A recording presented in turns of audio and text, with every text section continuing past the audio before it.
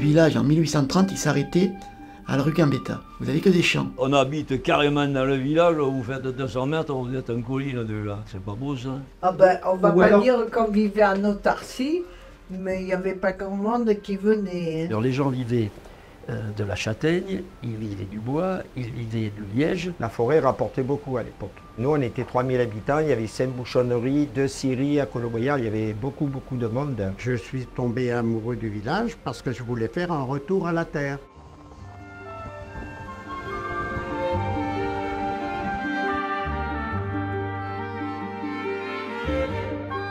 C'était dur, mais bon, c'était une vie simple mais saine. Alors c'est certainement la magie du village. Que tous les gens, je les revois, ils me disent, t'habites à Coloboyard, je leur dis, mais c'est en France. Hein. Ah, il n'y avait pas la machine à laver. Il n'y avait pas le frigo, il n'y avait pas la machine à laver, il n'y avait pas la télé, il n'y avait rien. Ah, mais il n'y avait rien, quoi, je veux dire. Nous, on était soudés.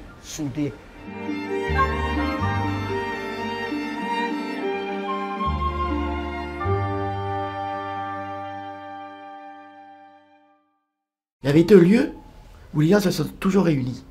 C'est le vieux pont, où il y avait la fontaine qui coulait. Vous aviez une procession, ou le soir pareil, procession de gens qui attendaient pour prendre son eau. L'eau a été amenée par, je crois que c'était M. Martin César, qui était maire de Colobrières et qui a amené les premières fontaines à Colobrières depuis les sources de la Sauvette. Voilà, qui soi-disant sont des sources qui viennent des Alpes. Et mon mari, lui, c'était le puits, il descendait le seau, tandis que moi, c'était que la fontaine. C'était facile, quoi.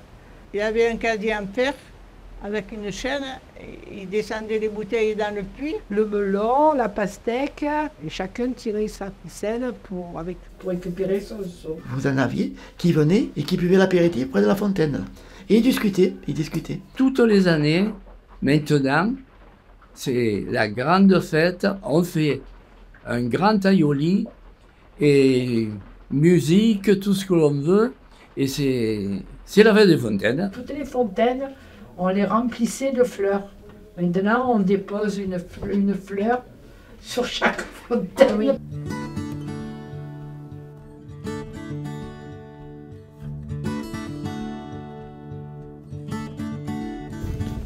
m'a donné cette photo et donc vous allez avoir cette fontaine. Et c'est à ma tante qui avait 5 ou 6 ans. Voilà. Donc là, sur la photo, ça c'était ma tante, hein, que maintenant elle a disparu. Hein, voilà. D'ailleurs, vous savez la grande rue qui monte là, la rue Jean Jaurès que vous prenez pour monter ici, c'était à l'époque, ça s'appelait la rue du Vacarme. C'est les roues des charrettes qui le matin de bonne heure, à l'aube et le soir, c'était les charrettes qui remontaient la rue Jean Jaurès. Et avant, c'était pas goudronné, tu sais, c'était avec des pierres et ça faisait beaucoup de bruit. Eh bien, c'est là où il y avait le plus de monde, tu comprends? C'était ça le vacarme. C'est comme tout le monde parlait, tout le monde sortait avec les chaises le soir qui prenaient le frais. Et puis ces chaises-là ne bougeaient pas. Et il ne fallait pas que quelqu'un vienne de prendre la chaise de celui qui l'avait mis. Tout le monde était devant la porte. Et les enfants, bon, ils étaient dans la rue, s'amusaient, voilà. On dit toujours, de mon temps. C'est sûr, il n'y avait pas de télé. Mais par contre, pour nous, enfants, c'était bien en même temps, puisque après le repas, on pouvait ressortir. Et ça, c'était tous les soirs. Et nous, gamins, ben, pendant qu'ils racontaient leurs histoires, les parents, ben, nous, on s'amusait, on faisait les fous.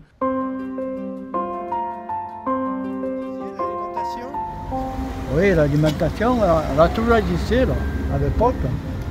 Mais c'était la grand-mère de la petite fille Lombard. Moi, je suis fille et petite fille d'épicier. Ça fait que j'ai passé toutes mes vacances à faire l'épicière. C'est pas de maintenant. Hein. Il n'y avait pas le code imprimé sur la barquette. 1er janvier, on mangeait à côté du magasin. Donc, 1er janvier, il venait, j'ai plus de moutarde, tu peux m'ouvrir, tu peux me donner un pot de moutarde. Il n'y avait pas d'horaire. Coloboyard, il faut que vous sachiez un truc, c'était un village qui était très politique. Il y avait le bar de droite, le bar de gauche, le boulanger de droite, le boulanger de gauche, l'épicier de droite, l'épicier de gauche. Suivant les associations dans lesquelles vous rentriez, je pouvais vous dire notre couleur politique. Il y avait le cercle des travailleurs et puis il y avait le cercle des bourgeois. Ils se réunissaient le soir pour jouer aux cartes. Alors les uns étaient en costume velours avec une lavalière et les autres étaient en bleu de travail. Mais c'était deux cercles séparés. Une espèce de petit bar qui était regroupé, je pense, par affinité plus ou moins politique, etc. Mais en fait, tout ça discutait bien. Et quand il y avait les élections, on trempait les vestes dans les fosses septiques. À l'époque, il y avait beaucoup de fosses septiques. Et après, on allait les accrocher au balcon. Oui. Mais par contre, là, parce que bon, on était jeunes, il fallait partir. Parce qu'il y en a qui tiraient en l'air, mais il y en a qui tiraient pas trop en l'air. Ils tiraient un peu à... Donc on partait en courant comme des fous. Et quand ça devient très tendu, à plus se parler, ouais, donc voilà, se traiter tous les noms, non, c'est pas bon. Hein.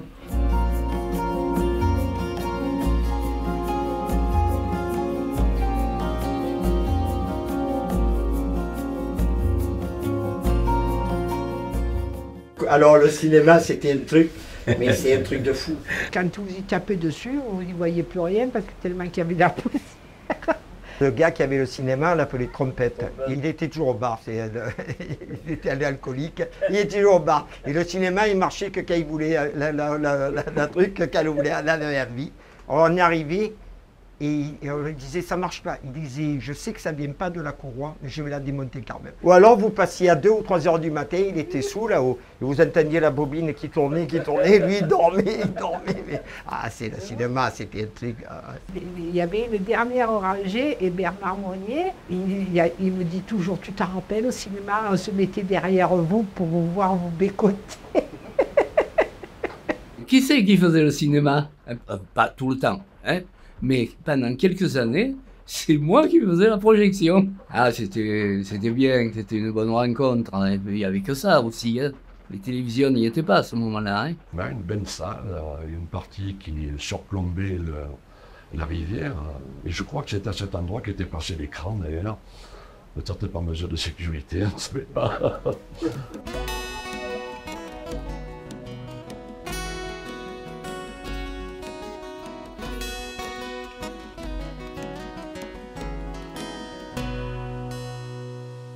La vie ne présentait pas des difficultés qu'aujourd'hui, on sortait plus facilement. C'est-à-dire que le soir, après l'école, on partait au-dessus de la maternelle, là, près de la vieille église. Puis alors là, il y avait pas mal de châtaigniers. Il fallait griller les châtaignes, voilà. Tout le monde était là-bas. Hein. Et on jouait aux Indiens, aux cow-boys, ou à la vieille église, ou à l'époque à la tour au-dessus du village. Il y avait la rivière de la Verne qui offrait ce qu'on appelait des bourgs d'eau, c'est-à-dire des poches d'eau, puisque l'intérieur c'était de la roche, hein, c'était des grands creux de roche. On y allait en vélo, en plus on avait des vélos déjà. Quand on arrivait là-haut, pourtant il n'y avait que 5 km, on était fatigué. On appelait ça l'escalion. C'était un trou qui faisait à peu près 12 mètres de long. On avait l'impression que c'était la piscine olympique. L'eau était propre, elle coulait, elle était blanche, elle était fraîche. On allait s'apprendre à nager. Eh oui. À l'époque, c'était dans la rivière, on n'allait pas à la mer. Ah oui, tout le monde suit, là. Quand on a tous 13, 14 ou 15 ans, tout le monde suit. Après, ça change un peu. Ah non, les filles ne venaient pas à cette époque. Non, elles ne venaient pas. Ah non, on allait avec les garçons. Non, ça on se baignait. Mais en tout bien, tout tourne là, ouais.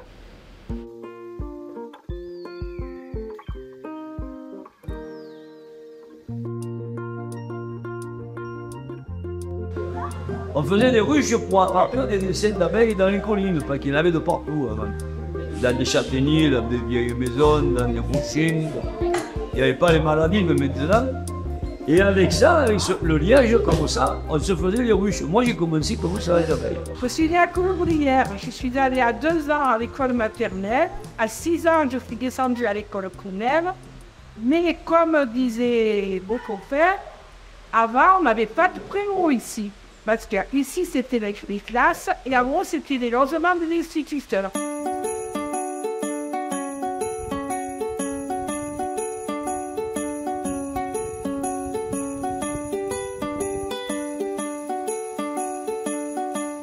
Heureusement qu'on avait une institutrice super, et qui a dit à mes parents, mais il faut qu'elle aille en 6e, parce que sinon, j'y arrive pas. On avait un institut très, très sévère, comme je dis. Hein.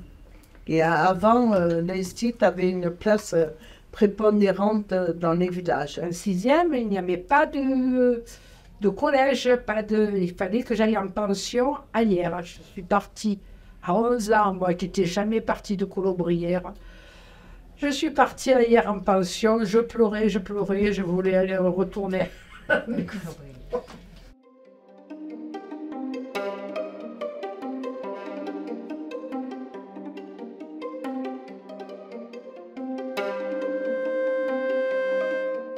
Les Allemands étaient la grande bâtisse qui domine Colobrières. C'était la commandature qui était là. Ça leur permettait de réquisitionner des gens à Colobrières pour les faire travailler. Mon grand-père, qui venait d'Italie, lui, il allait au Lavandou faire les blocos. Mon père, bon, il fallait qu'ils aillent travailler sur le plateau d'Alembert, à Raverne et tout ça. Et mon père, il écrivait sur des boîtes de conserve à ma mère. Ils n'avaient pas de papier, rien du tout. Il faisait passer par une boîte de camembert ou du papier qu'il récupérait. J'avais un oncle qui avait été prisonnier pendant 5 ans.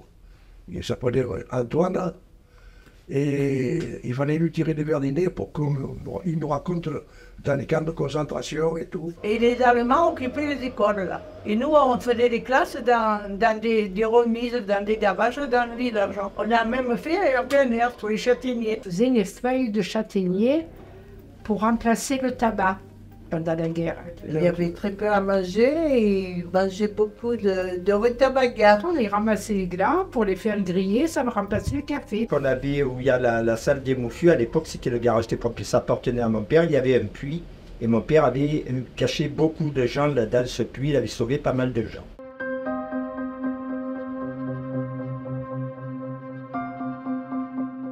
Et le jour de la libération, venant de la route de Gonfaron, il y avait les Américains qui venaient. Et de l'autre côté, de Pierrefonds, il y avait les Allemands. Parce qu'ils venaient pour brûler le village. Quand il y a eu le débarquement, les Allemands sont partis du château, dans le commandature. Et quand ils sont arrivés à la route, à 6 km de Colobrières, à la Portanière, où il y a le mauvais virage là, ils étaient attendus par des maquisards ou pseudo-maquisards, ils ont été tués. Ils avaient fait une embuscade et je crois que c'était le patron de tout ce qui se tenait dans le plateau de Lambert qui avait été tué. Alors pensez-vous, c'était un gros gradé et ils venaient et se vengeaient. Voilà, donc les Allemands furieux, apprenant cette nouvelle qui était stationnée à la Crau, remontent à vélo sur Colobrières avec des volants sanguinaires. Ils avaient au préalable miné le pont. Et on voit encore des caissons de minage. Il y a encore des trous sur les côtés, des vestiges, ça se voit, oui. Et bon, là, les Alliés se sont rencontrés avec eux. Et les Américains arrivaient, les Allemands arrivaient, pratiquement au même moment. Ils auraient été les Allemands, ils avaient des bidons d'essence, ils les ont enfermés dans l'école pour les interroger. Oui, c'est caché, puis ils avaient vu arriver les tanks par la route de Grimaud. Ils ont dit, putain, les Allemands, alors ils se préparaient à leur tirer dessus, puis après, en fait, c'était les libérateurs, c'était les Américains qui entraient. Le jour du 15 août, je m'en souviens, je me vois ce défilé de camions interminables, de tanks et tout, qui passaient devant la mairie. Il faisait monter les enfants sur les jeeps, il y a ma mère qui est sur les jeeps avec d'autres enfants, oui. Après, alors les jours suivants, il y a eu des chameaux. Il y avait des spaghettis, tout le monde qui sortait des marmites, tout ce qu'ils avaient comme récipient pour donner à boire aux chameaux. Les goumiers qui venaient d'Afrique. Quand ils ont vu les tomates, ils s'y ont sauté dessus, ils voulaient tous des tomates.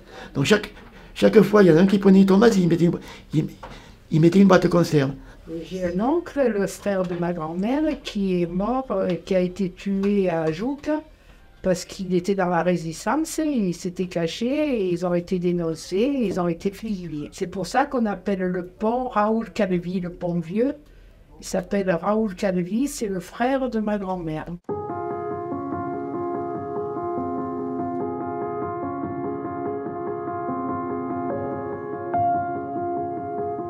Fin juillet, il y avait 4 jours de fête, dont la fête se dépassait à Saint-Guillaume. Chaque famille avait un châtaignier attitré, si vous voulez. On mangeait sous le châtaignier. Et vous n'aviez même pas besoin de porter à manger. La première table, le gars disait, oh, allez, assieds-toi, mange. Alors à l'époque, les bagnoles étaient rares. Les motos, il n'y en avait pas beaucoup. C'était beaucoup plus des bus comme Jean-Vis. Il y avait la messe à la chapelle. Il y a une chapelle à Monseigneur. Et on jouait du clairon devant les bastilles qu'il y a là.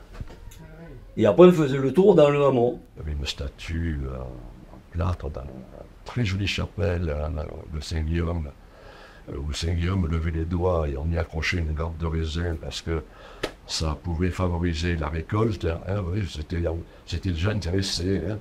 Et on défilait dans le hameau, je sais pas si... C'était une rue, quoi, en fait. Hein, et puis, on revenait, on finissait la messe. Alors, il y avait la fanfare et la musique de Colobrières qui montaient faire tout le tour des maisons. Il y avait des bars qui montaient à tour de rôle. Après, ça a été le comité des fêtes. Après, l'après-midi, il y avait le concours de polo mixte, 2 ans que j'ai gagné avec ma mère.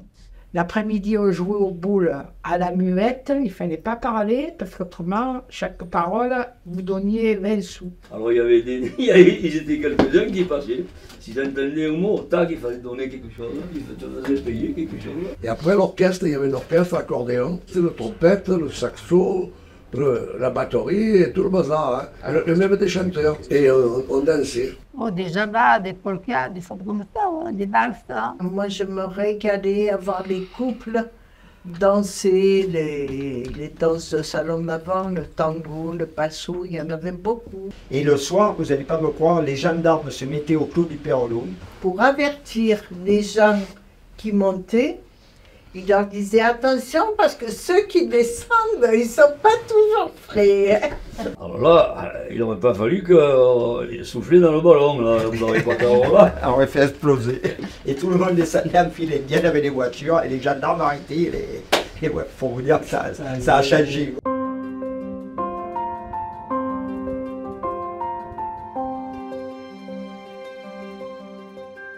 Le village était agricole. Hein.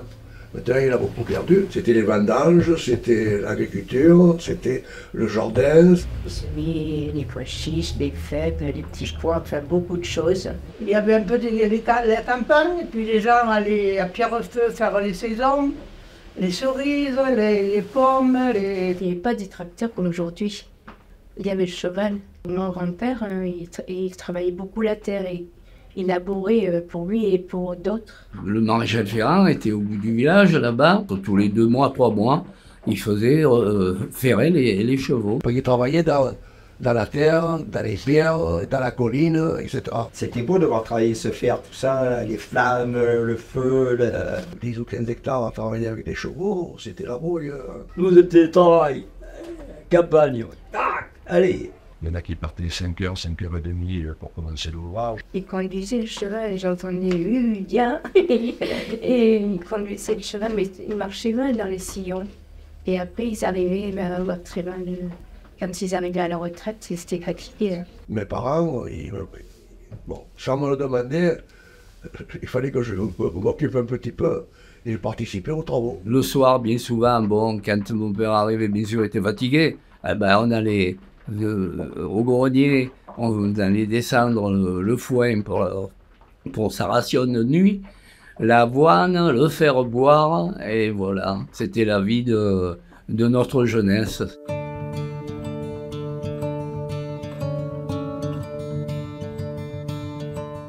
À 12 ans, j'allais vendanger au domaine de Montaut, qui est entre Colobrières et Fleurpeux, pour se faire de l'argent. Mais à l'époque, l'argent, on le donnait aux parents. On faisait vendange en famille la plupart du temps. Tout à la main. Et la machine, on n'en avait pas. C'était hors de question de ça. Ma grand-mère a travaillé jusqu'à 85 ans dans les vignes. Les costauds, ils tiraient la caisse jusqu'à la charrette. Ah ouais, mais c'était folklorique. En plus, le soir, c'était pas marrant quand vous arriviez des vendanges. Il fallait écraser le raisin. On passait ça au fouloir, comme on disait. Et alors, au moment donné, on appelle ça le décubage. Et alors, il y avait des presses dans les rues. Et alors, on entendait cling, clang, cling, clang. Chacun avait son petit pressoir, ou gros pressoir, ça dépendait un peu la quantité qu'il y avait à faire. Au début, les gens avaient leur cave propre cave. C'est ce qui s'est passé, c'est pour ça que dans notre maison, il n'y avait ni pub. C'est petit à petit que la vigne s'est étendue à Colobrières. À l'origine, c'était pour la production, pour leur propre production. Ça a duré jusqu'à ce qu'il y ait le câble coopératif dans les années, je crois que c'était 55, 56 par là. Maintenant, ils font des qualités et tout, mais avant, c'était toujours le même raisin. Il y avait de la piquette aussi. Bon, plus de piquette que de Bombay. Il n'était pas traité ni rien.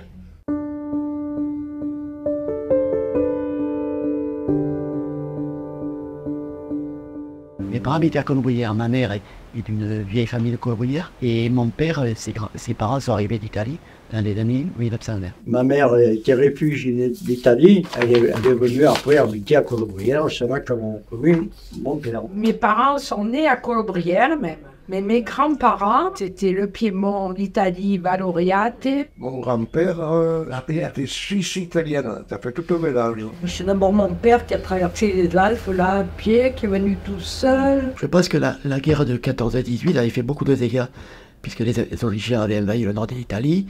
Il y avait beaucoup de morts. Donc ça avait été pillé certainement, et donc ils sont descendus sur l'expatrié. Pas mal d'Italiens sur Colobrières, d'Espagne aussi. Mais, alors il y avait ceux qui étaient sous le régime de Franco, qui venaient se réfugier en Provence. Ils venaient couper les pins. Il y avait beaucoup de coupes de pins à l'époque. Ils travaillaient tous dans la forêt, quoi. Mes grands-parents exploitaient les terres de la Château de la Verne. Ils sont venus travailler en France parce qu'en Italie, dans le Piémont, il n'y avait plus assez de travail. Ils sont venus pour faire du charbon de bois. Puis ramasser les châtaignes. À l'époque, il y avait beaucoup de châtaigniers, et le tonnage était important. C'était très très dur, très dur parce qu'ils n'étaient pas français, donc ils ne savaient pas lire, ils ne savaient pas écrire. Des personnes qui ont eu des difficultés à l'époque avec les papiers, tous les papiers qu'il fallait fournir, qu'il fallait remplir, qu'ils ne savaient pas. Ils ont fait après leur vie ici, ils se sont adaptés finalement comme beaucoup, parce qu'ils n'ont pas été les seuls dans ce cas. C'était terrible pour tout le monde à l'époque. Les gens qui allaient faire le liège dans la colline, c'était des Italiens, c'était des Espagnols, c'était des Français. La vie était rude pour tout le monde.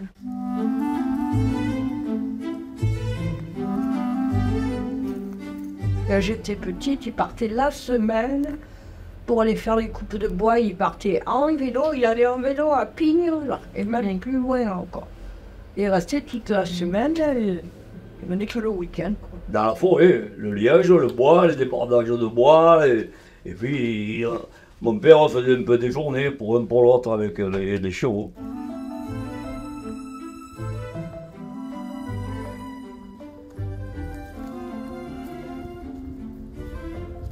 On travaillait beaucoup dans le bois, dans la colline, parce que il y avait les scieries de bois qui fonctionnaient. Il y avait une scierie à Colobrières qui marchait très bien. C'était la scierie Guiponi, où il y avait de grosses coupes de pain aussi. Donc on y faisait des poutres, des planches, des chevrons pour les toitures, etc., etc. Donc tout ça menait beaucoup de monde. Et nous, avec les mulets, on débordait les bois.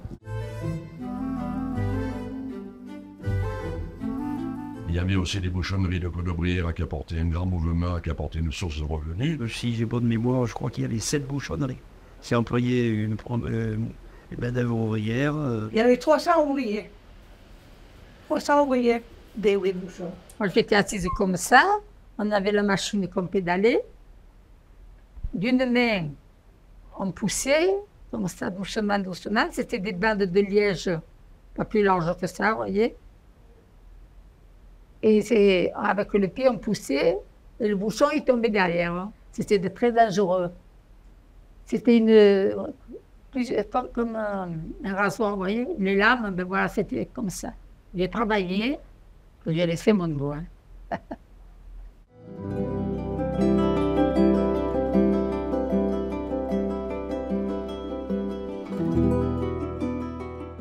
Je crois que le liège, on le lève au mois d'août, quand il fait très chaud, là.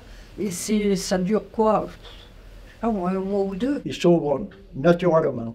Parce que si vous le prenez l'hiver ou quoi, vous ne pouvez pas le décoller. Vous faites une saignée sur l'arbre, vous faites ça et ça sort. Quand il allait au liège, moi j'étais minot, moi.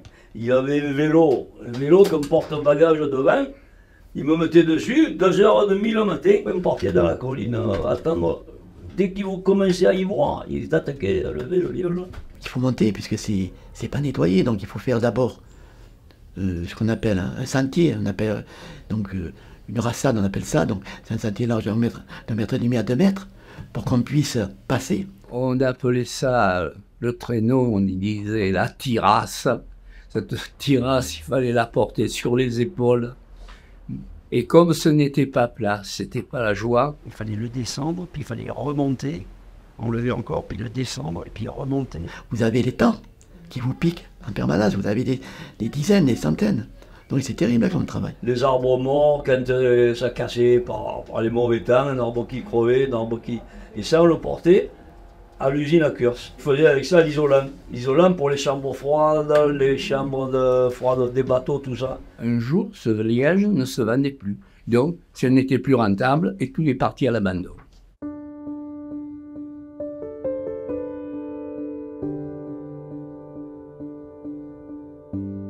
Que nous, à Colo, c'était rien que des pins dans les forêts. Il y avait c'était un millier d'hectares rien que des pins. Alors, et puis il pleuvait. Il n'y avait pas de secret, il pleuvait. Oh, les champignons. Les cèpes, il les ramassait pendant la saison de châtaigne. C'est-à-dire quand vous étiez dans les châtaigniers à ramasser les châtaignes, tiens, il y a un cèpe là, hein, ou des girolles.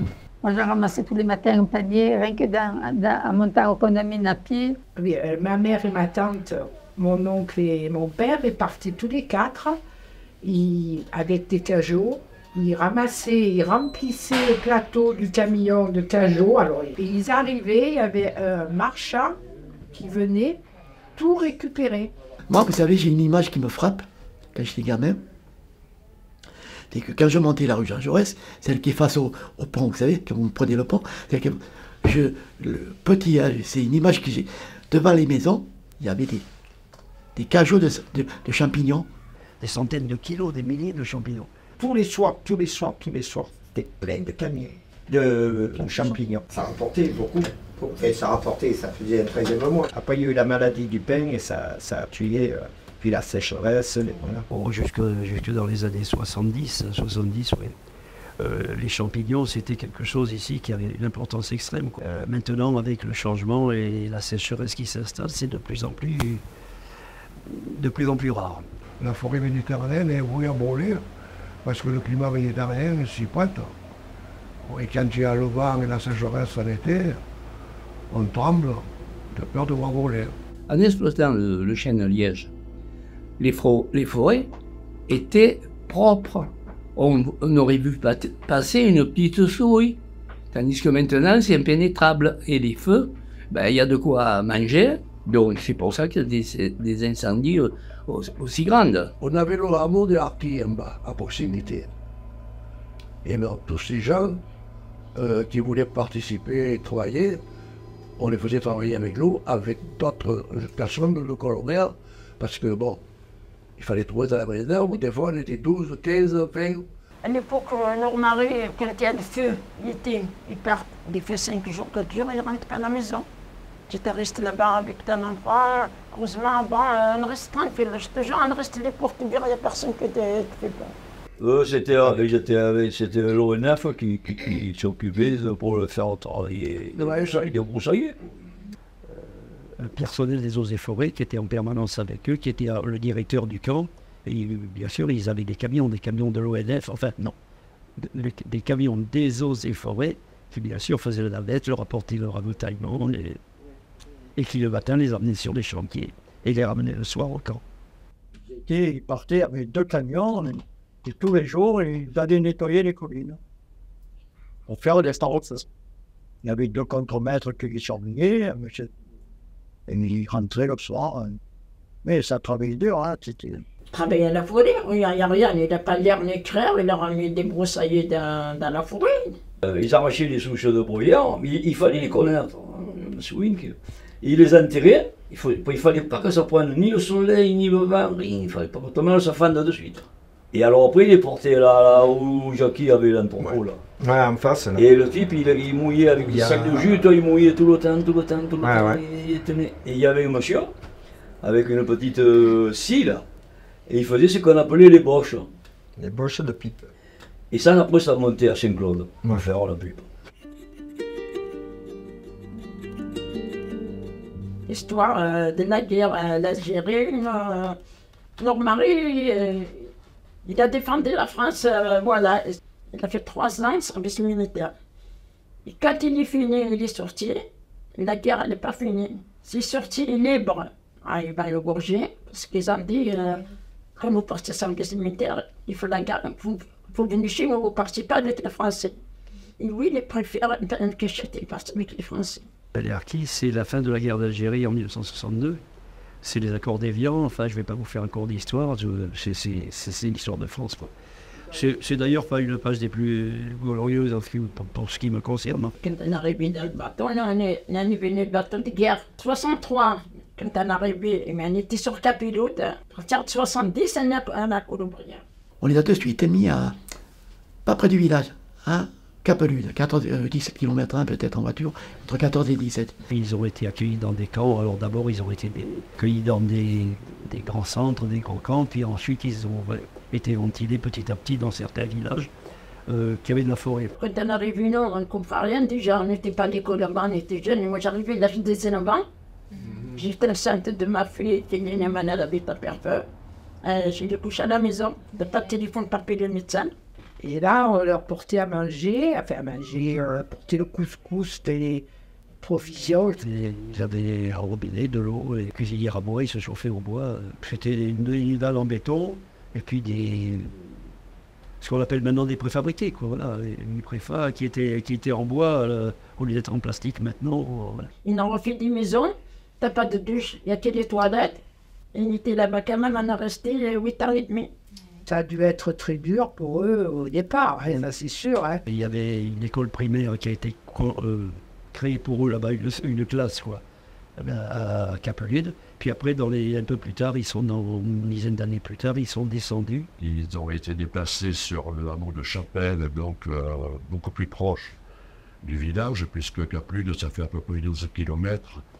Et on a construit pour eux, de l'autre côté, à l'entrée du village, en venant de Bierfeu, à 2 km au-dessus, quoi, à 20 km et demi, 2 km. L'autre camp, et alors là, les enfants, ils allaient à l'école à Colombrière. On est allé à l'école avec les Harkis, on est allé à l'école avec les Portugais. Finalement, tous ces émigrés, tout le monde a plus ou moins trouvé une maison, un logement, et s'est installé mieux qu'au départ. Mon père était paysan, donc il entretenait des châtaigneraies. Donc pendant les vacances de la Toussaint, on allait ramasser les châtaignes. Il y avait l'hiver. Alors à ce moment-là, on nettoyait les chênes de liège. Ratisser, brûler pour pouvoir les ramasser, parce que si vous voulez cette feuille, vous ramassez rien du tout.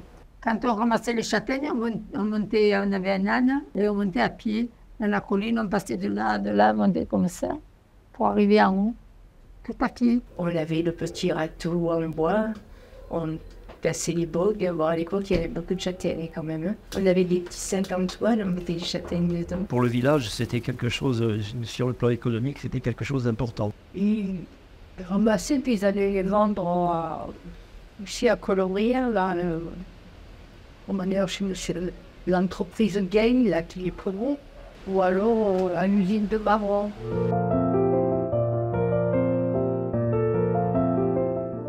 C'est mon père qui a créé l'usine de marron, la confiserie azuréenne. C'est-à-dire les gens nous emmenaient leurs châtaignes et nous on leur faisait 3 prix, petites, moyennes et grosses. Comme il y avait beaucoup de châtaignes, il y avait l'usine de marron glacé qui fonctionnait et qui faisait travailler quand même beaucoup de monde à la saison. Moi j'ai travaillé à l'usine des marrons. On faisait la confiture, les marrons glacés. Avant d'avoir un emploi stable, on a plutôt des femmes travaillé à l'usine de marron.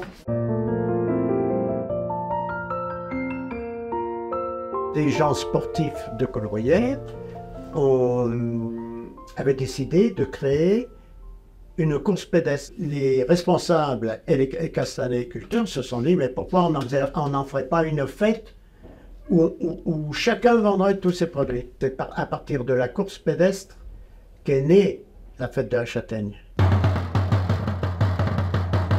Oyez, oyez, réveillez-vous, réveillez-vous. Aujourd'hui à Colobrières, grande manifestation. Dernier jour, fête de la châtaigne.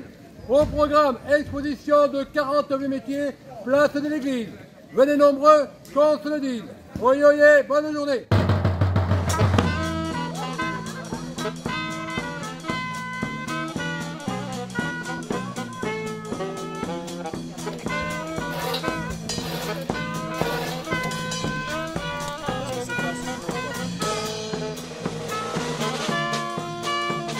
On est venu pour l'ambiance, le côté familial et puis la douceur du sud de la France. C'est sympa, plein de spécialités. On voit à la fois des gens d'ici et des gens qui viennent de loin, donc c'est très agréable et c'est très sympathique. Ah oui, non mais on a été même surpris avec mon mari de l'ampleur de l'événement. Ça fait presque 30 ans que tu viens. 30 ans. Et vous, monsieur? Depuis que tu as eu moi. Voilà, 25 ans. Chaque année, on vient de Bandol. Voilà, avec ma copine, là, on se régale. On se régale. Ah ouais. Mais on s'amuse bien, c'est sympa. Purée de châtaigne, crème de châtaigne, alcool de châtaigne.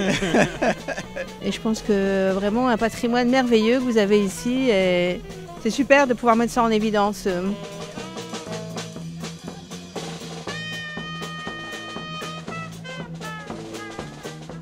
Alors je lève celles qui sont un peu grosses. Ce qui est petit, belle. Elle est belle. Ça des mauvaises, j'ai des lèvres. Si elles sont un peu trop petites, je le mets là. D'accord. Assise. Assise, voilà.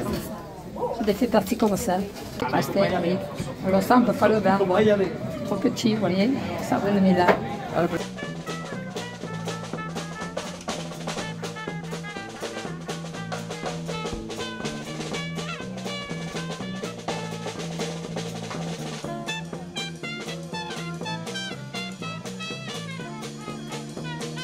Pardon, excusez-moi là.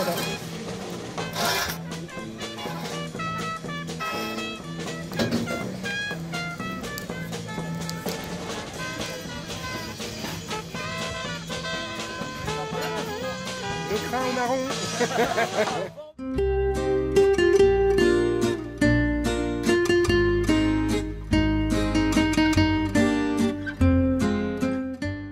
On y est bien à Colobrières.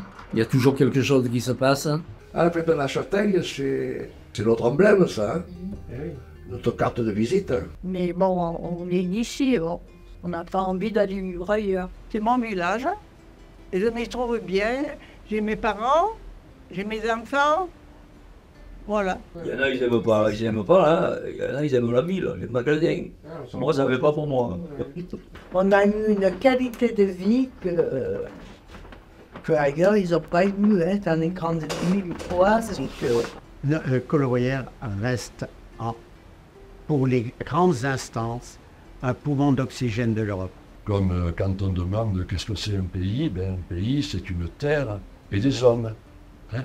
Ben, pour moi, Colobrières, c'est ma terre,